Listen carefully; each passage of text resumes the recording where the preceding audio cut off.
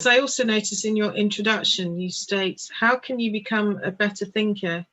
Yet there is an assumption that the public should have an awareness to ponder over such a question and have a desire, therefore, to want to improve their thinking.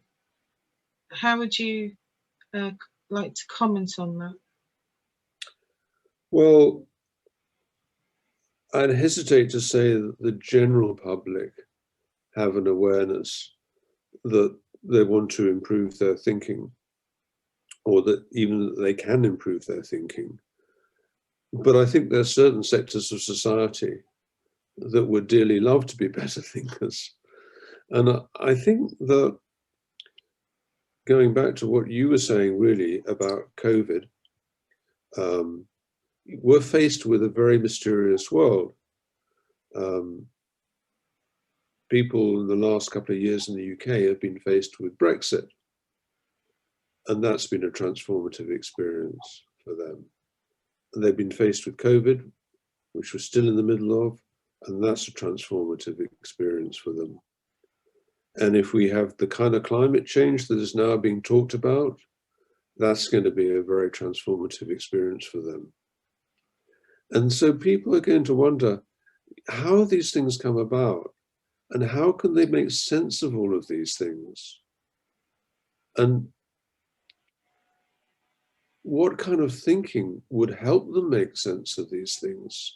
And they might start to realize that actually the kind of thinking that has got them to where they are, that they've been taught in their schooling and universities, is not enough to help them understand what's going on in the world. So I think there is a big call for us as society in general to try and get a better handle on the way this world works. I suppose the point I was trying to make was there's an assumption there that to become a better thinker, one would need to have an awareness.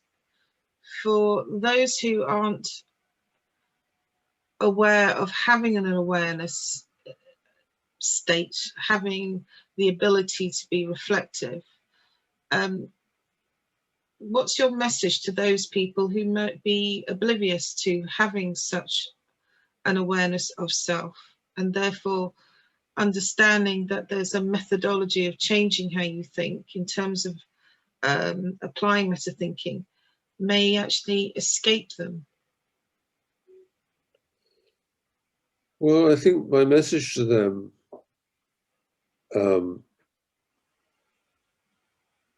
would probably be one that would only be sparked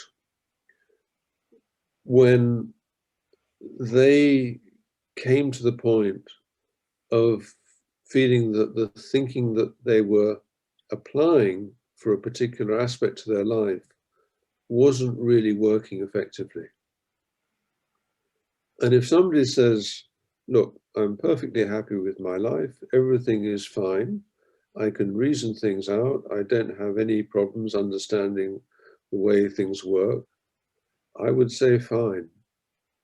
But if somebody comes to me and say, you know what, I really can't understand what's going on here, or why I disagree with a certain person, or what's about to happen, I'm just lost in this now, then I would say to them, let's have a look at your thinking and see how you're thinking about things currently, and talk about how you might think about things differently to help you make more sense of them.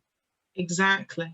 So, and in terms of those type of people, what do you think meta-thinking could do to help those particular individuals? Well, I'd like to think it would open their mind to all sorts of possibilities that haven't occurred to them. But there is a price that you have to pay for that, because if you start to tell somebody, and if they start to take this on board, that there's many different ways to think, then the world can actually become less certain, not more certain. You create more possibilities, and that in itself can be a quite unsettling thing for some people. The fixed points that they had in their life, the certainty they had about the way things were, starts to evaporate.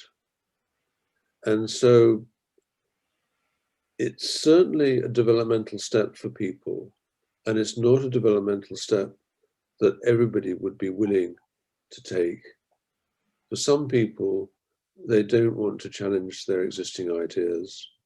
They have faith in their particular views, and